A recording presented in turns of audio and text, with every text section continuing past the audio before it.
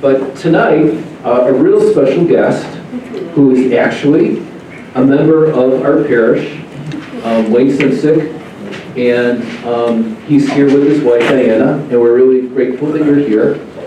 And Wayne has a great love for Carmelite spirituality, has taught on the high school level and on the college level, and is also the author of several books.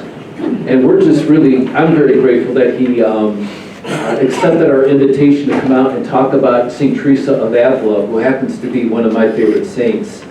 So anytime that I've heard Wayne speak, he always has some very good insights, and I hope you just enjoy and listen to what Wayne has to say. At the end, if we have some time remaining, we'll open it up for questions. So at this time, I'd like you to welcome to our parish, our own parishioner, Wayne Simpson.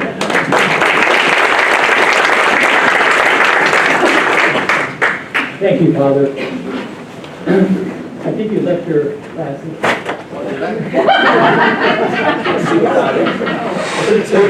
I'm getting older. Good evening, everybody. It is a real pleasure to be here, and of course to see some of the same faces I've seen for quite a while. My sort of attraction to Teresa of Avila is a kind of backdoor kind of thing.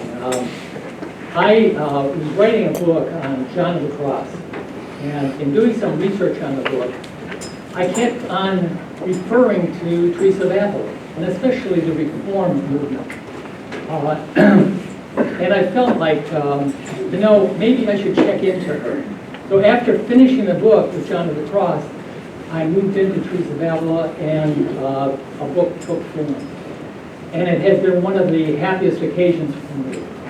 Because I think what happened was I found a saint who actually could be brought from the platform down to sort of human space. In other words, she really spoke to me in ways that I did not expect. Truly a great woman. I would hope tonight to be able to give at least a little bit of maybe insight, perhaps something that will appeal to you because you're already in some ways here because of Teresa of Avila, and in some ways have her spirit. And I'm hoping that you'll be able to take that with you and continue on your spiritual journey. The question I wanted to start off with is the attraction. And as you know, you have a piece of paper in front of you. I did this to give you a kind of appreciation of where I'm going tonight. This is a relatively long talk, so if you're sitting there and all of a sudden you begin to fade out, you can refer to this paper. If you notice, the attraction is really the first topic. And then, by the way, this is not the outline of my book. This is really something I put together for you and for this particular evening. I wanted to give you something of Teresa of Avila in a very short span that you can take with you, but cover a fair amount of territory. The second point are the turning points in Teresa's life. I decided not to do a complete sort of overall review of her life because I think you can pick up material on that relatively easily and be able to sort of explore that yourself. However, to know the turning points is significant, and it will give you an idea of just how important a saint she was. This third is the 5 lessons from Teresa's life. Those lessons really go to the heart, I think, of what Teresa had to offer. It gives you a sense that she's teaching you even today. She's giving you an insight perhaps into your own spiritual life today that you can walk out with tonight. And last of all, and this is probably something that I hope you'll be able to stay with me, is the interior castle, her classic masterpiece. And a lot of people will not talk about it because it's difficult to be able to sort of put into clear language what she is really trying to get across. I hope at least to offer you tonight a way to sort of move through.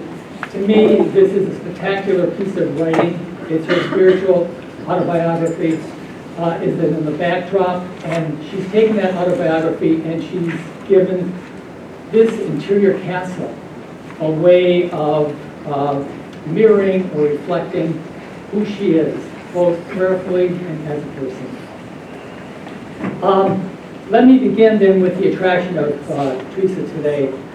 I don't know really how much background that you do have, but Teresa is first of all a writer, if you can imagine. She did not want to be a writer, but she ended up obviously writing some very great pieces of literature. Now, her idea of writing, by the way, was not what you might think of. It wasn't a matter of sitting down and making sure things were sort of just so. She wrote as if she was talking to you.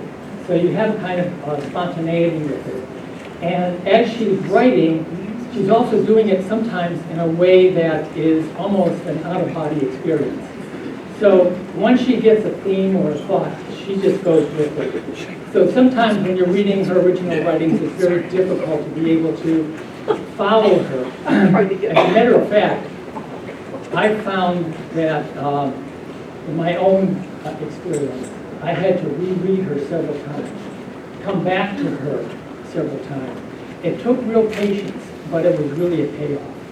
And again, I think tonight is such a treasure because for all of us, we have a chance at least to be able to sort of touch base with this and then continue in your own way to explore some of the things she had to say. She's also, if you want, an extrovert. She definitely was someone who was very friendly. She had an awful lot of people that she influenced. She was a leader in many ways, and of course, that's pretty obvious in the way that she started the Reform movement. Here's Dorothy Day talking about Teresa of Lisieux. And this is from, I don't know if you're familiar with this, The Long Loneliness, which is Dorothy's autobiography. She says, I had read the life of St. Teresa of Avila and fallen in love with her. She was a mystic and a practical woman, a recluse and a traveler, a cloistered nun and yet most active. She liked to read novels when she was young, and she wore a bright red dress when she entered the convent. She called life a night spent at an uncomfortable inn. And once during a recreation hour, which is set aside for the nuns to be together, the others insisted that Teresa join them. She took up castanets and danced. And when some of the older nuns responded with shock, she responded, one must do things sometimes to make life more bearable. These delightful little touches to the story of her life made me love her and feel close to her even more. Teresa was invited to dinner at one point by a good friend, and she was eating a partridge. And someone saw her and made a comment. And Teresa looked at the person and said, I will fast when I fast, and I will eat partridge when I eat partridge. You can see the humanity coming out of this. There's a sense here that she's the kind of person that you definitely would want as a spiritual director, for example. She would try to at least approach you in a way that is more, in a sense, human, more holistic, in a way that I think would perhaps inspire you to grow. I found, at least in this one even description, you notice the polarities here? For example, she's both a mystic and a practical woman. And they're not, or she's not exaggerating here. Mystic, obviously, but she was also a very practical woman. She was an excellent cook. She sewed. She, as a matter of fact, when her father died, took over the house duties. So she knew what that was all about. She even made a comment once when someone was complaining about housekeeping and especially the work in the kitchen. And she says, you know, God walks among pots and pans as well. She, here, another polarity was, she was a recluse and a traveler.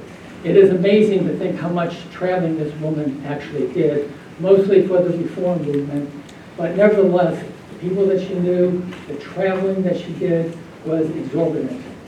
I think a lot of us would have a difficult time keeping up with her. She was both active as well as a cloistered nun. This is probably one of the things that really impressed me most about Teresa, that she was an active contemplative. In other words, she had a sense of God's presence even as she was engaged in her work. And this was not something that happened, obviously, overnight. This is something that she worked on throughout her life. At the very end, when she starts to talk about the higher stages of the mystical life, she basically says these stages are nothing unless they are connected with service. So she knew that the greater your spirituality, the more you became a person of service. And that has been one thing that has impressed me more than anything else. This bright red dress that she wore when she entered, her sense of expressiveness, being able to just be who she was. The fact that she takes up castanets and dances, the sense of joy that she had just in being who she was, and also getting the other nuns to join into this obviously celebration.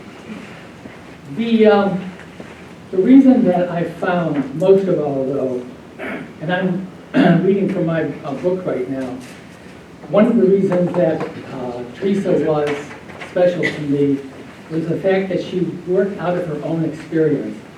One of the primary reasons I believe that Teresa attracts us as a spiritual guide is her personal approach to the inner journey. Her willingness to share her experience appeals to our desire today to explore our own experience of God. That word experience is really important for Teresa. She says, I will not write anything that did not come out of my personal experience. So you can imagine as you're reading her, you're bringing in this person's life and spirituality into your own heart. And the only way that you can respond validly is by looking into your own experience and being able to see how that relates to what Teresa is going through. When I use the word experience, I'm not referring to phenomena that sometimes occurred in Teresa's life, such as the ecstasies, raptures, visions, locutions. She considered these secondary and not essential to faith development, as did John of the Cross. John wouldn't even entertain them. Teresa obviously had some sense of their worth, but also did not want to hold on to them. She was primarily concerned with the normal maturation of the life of grace and the practice of virtue. As baptized Christians, we can experience the same reality, but in a different way.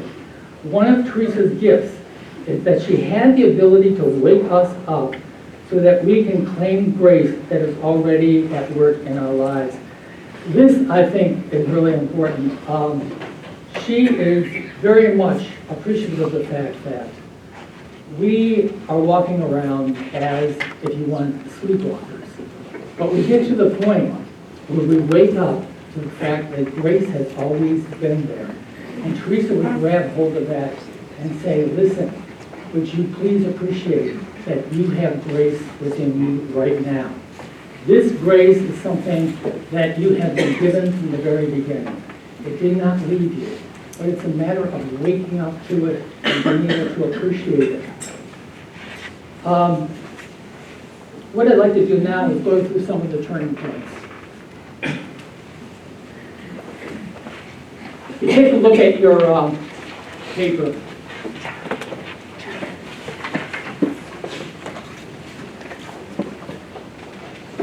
The first thing I have up there is the death of her parents. As some of you can appreciate, to lose a parent is truly dramatic. Teresa lost her mother when Teresa was only 14 years old. Her mother was very close to her. As a matter of fact, they would read novels on chivalry together. They would spend a lot of time together. And when Teresa's mother died, Teresa was left with what she felt was the full responsibility for the family as well. So she ended up being the person who was at the very center of the responsibility. Her father died when Teresa was 28. So losing both parents at relatively, young ages really influenced her. Now her father's death, she had grown close to him over the years. And basically, by the time that he died, he was being directed spiritually by Teresa. And she was giving him a kind of latitude and inspirational growth that she did not even have at the time. And she was able to reinforce that in him. When he died, she said, "This was the greatest tragedy of my life." Now, this all happened when Teresa was, for 20 years, involved in the convent, where she basically was trying to get her footing, spiritually speaking. And when her father died, right around that time, she had stopped praying. Now, if you know anything about Teresa, prayer is the centerpiece. If you set aside prayer, you set aside everything that was important for you. As a matter of fact, you close yourself off to what God has to offer to you.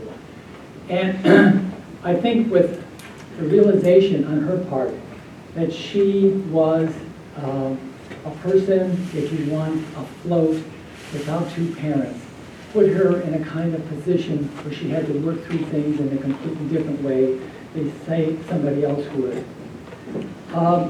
The second thing I had there, that she entered the convent without her father's consent. There's a few things about this convent issue. First of all, she did not want to go to a convent. A woman at this particular time really had two choices. One is she went into a convent, the other is that she got married. If she got married, she submitted herself to her husband's wishes. She was supposed to be obedient and have no input into a marriage.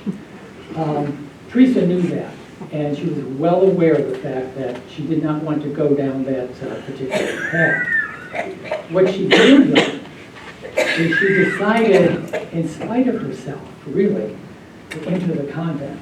And she feared, and this was very serious for her, she feared for her own suffering and death, because she felt that if she entered the convent, that she was making the wrong choice. Nevertheless, she did. And she did it without her father's consent. It's not as if he simply stood up and said, "No, don't." What he did was, he basically said, if you go, you are going to take one of these options that you should hold off on for at least a period of time. And I think probably the greatest learning experience I've had with Teresa is the fact that when she was in this convent for 20 years, the first 20 years, she basically was struggling with one question. Do I really hold on to a friendship with the world or a friendship with Christ? And this is what really tore her apart. Now you would think, I don't know about yourself, but I thought that basically the convent experience would have been Teresa going through stages of spiritual development. It was almost a kind of plateau in her life, and it was truly a struggle. Now, for 4 years of that period of time, she was seriously ill and had to recuperate. And for another year, as I mentioned, she also gave up on prayer. This was a woman who was really struggling. How many of us in our early years, say, between 20 to late 30s or early 40s, were struggling and thinking, I should be more spiritual, or I should have my act together, or something should be happening now and it's not. And I know in my own case, that's exactly what happened. And I always begrudged that and felt like I was moving down the wrong path, making the wrong decisions, and as a result, I should have been doing something different and something better. And the guilt that you feel and the lostness and the loneliness are tremendous. You can imagine what Teresa was dealing with then for 20 years. It almost became, like for her, a kind of, in a positive sense, a cultivated soil for what was to happen in the future, for all of the riches of her spiritual life that she was going to treasure in a very short period of time. In her early 40s, there was a conversion. And this, perhaps, took place purely out of grace. She was walking down the hallway in the convent, and off to the side, she sees the image of Christ being scourged at the pillar. She immediately fell to the floor and started weeping. She realized for the very first time that this person, Jesus Christ, had given his life for her, and that act of love was something that she did not fully appreciate. It was a turning point in her life, obviously. Not long after that, she picks up the Confessions of St. Augustine and basically starts reading it. How many of you have read Augustine? Okay. If you read St. Augustine, it's pretty hard not to have your heart pulled right out. Augustine's Confessions reads very much like what was going on with Teresa at this time. Her sense of, if you want, who she was definitely beginning to change. The sense of a true self or a self in Christ was beginning to show itself. And she was beginning to feel some of the riches in her prayer experience as well. It became something that was, I would imagine, a tremendous turning point for her, because from the 40s on, she's a completely different person, following a different path. The next thing I have down there is the first Reformed monastery. This is amazing. I don't know of another example of someone who had this kind of experience and this kind of success with the Reform movement in the church. Teresa basically sat down with a group of fellow nuns one fine day and they were saying to each other, you know, where we're at right now isn't good enough. And where they were at was the convent of the Incarnation. This convent was run in a very lax way. And there was nobody really responsible. This is just where the community, where the order had gotten to. And for example, Teresa, because she had a dowry, was given a room for herself and also other privileges. And there was also a parlor downstairs where you can meet and greet anybody from the outside. So you can see what's going on now. There was a looseness. This particular convent of the Incarnation, there were 180 people nuns, who were in this convent and basically had to sort of make do. Some of them who were more wealthy were able to do things that obviously others could not.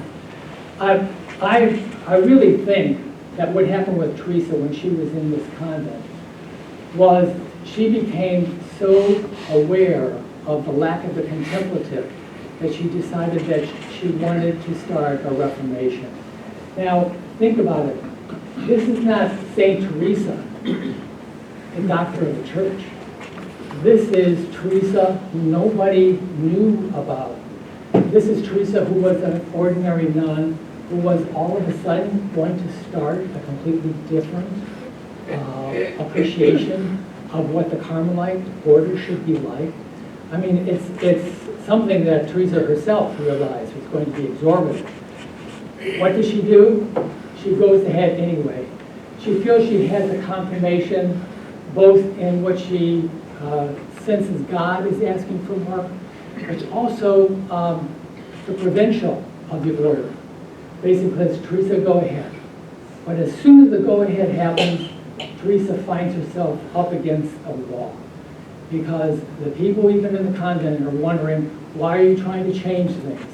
And also the people who were just in the town. The town, by the way, subsidized these convents. So the people in the town were basically saying, look, do we really need another convent to subsidize? Teresa went through an awful lot of, if you want, negative attention. And as a result, she backed away for a period of time, and then came forward, backed away, came forward. When you read about this in her life, you wonder exactly how she was able to get both the energy and the ability to continue to start the Reformation. Well, she ends up with the Reform.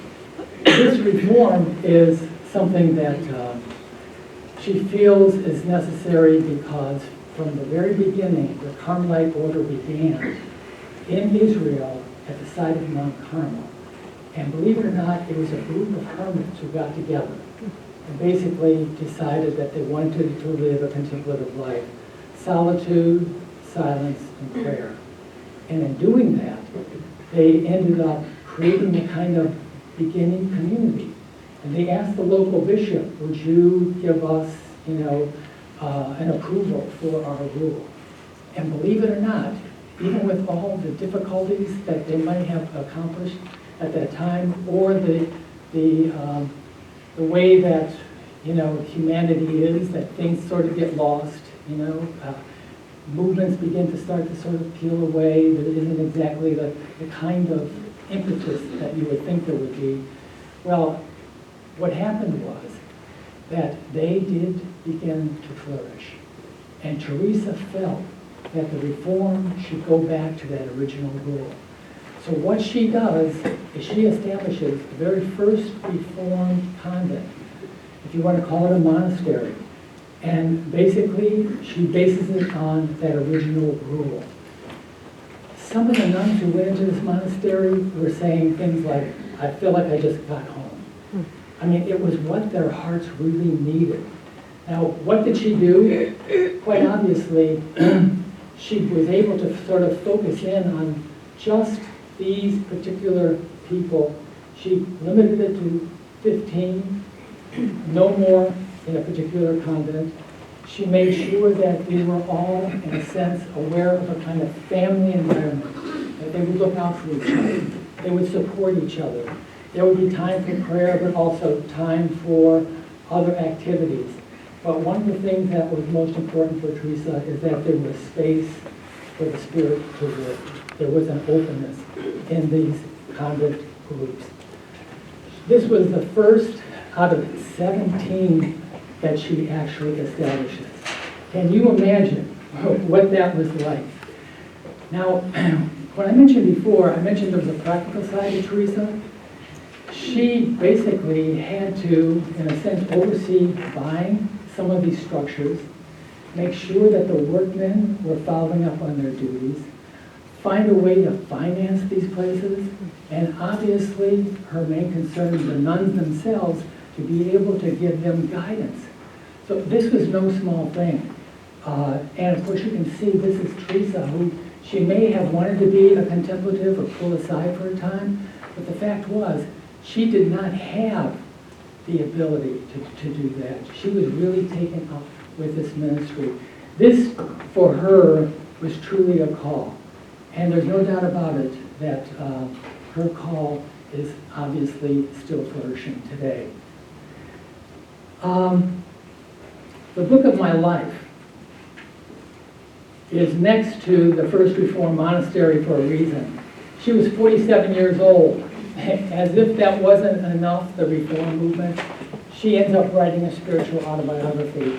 And this spiritual autobiography, the book of my life, is really very readable. And I would strongly suggest, if you have a chance, to be able to pick it up. It's something that I think you would really benefit from, because it gives you that sort of personal kind of awareness of what Teresa really was all about. And you feel like you've sat down and you were talking with her, and she was basically sharing what her personal experience might have been. What is, I guess, the thing, the takeaway from Teresa's life? Well, you can see some of the turning points here. But I think one of the things, I was completely overwhelmed by how much this woman actually did. Now, if you put this in a different context, she was living at a time when women did not have any say. And here she's writing about her personal experiences. You have the Counter-Reformation going on. You have the Inquisition going on. And a woman is bothering to put her experiences out there. You can imagine the kind of response that she got. Her sense of strength was very much male-like as well. She wasn't like a submissive, in a sense, person who decided that she was just going to let other people take the focus and direct her. She was very, very, if you want to call it, strong and also determined. I'll point out in a little while that word determined really fits her. But she was also receptive, sensitive, and totally open towards herself and other people. So you had this male-female dimension in this woman. So I was, those, the males in the room, I think would be able to identify what with both characteristics in the females.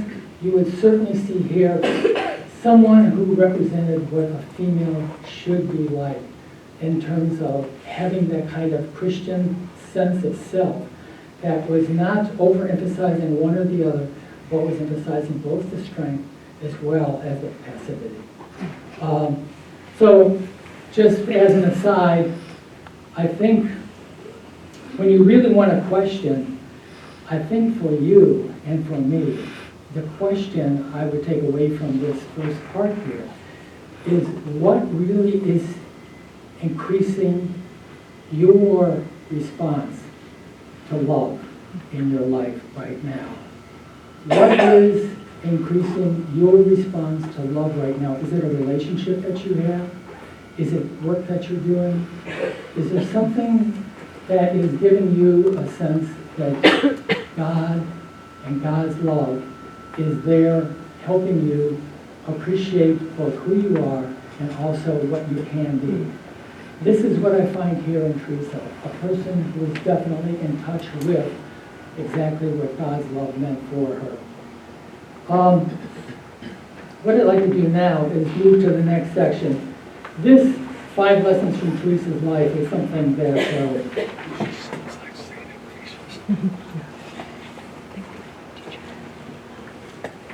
I think most of you are aware of the fact the idea of prayer is central to Teresa.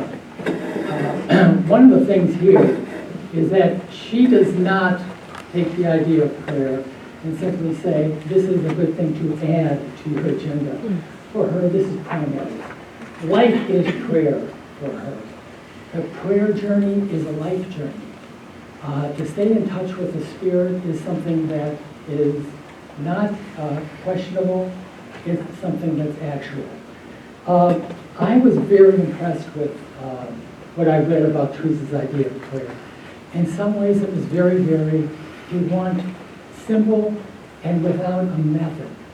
I don't know what your prayer experiences have been, but with Teresa, she would take you from wherever you were at a given time. She thought prayer invited you to do 3 things. One is an intimate friendship with Christ. An intimate friendship with Christ. You put the word intimate in there, and you start running for the door. Because as soon as a person realizes that they're going to be opening their heart in that way, it becomes very, very difficult to be able to proceed. The second part of it has also to take time frequently to spend time with Jesus. And last of all, to be able to be alone with Him, knowing that He loves you. Those 3 things are the centerpiece for her prayer. But the idea of the friendship, I think, is something a lot of you already appreciate.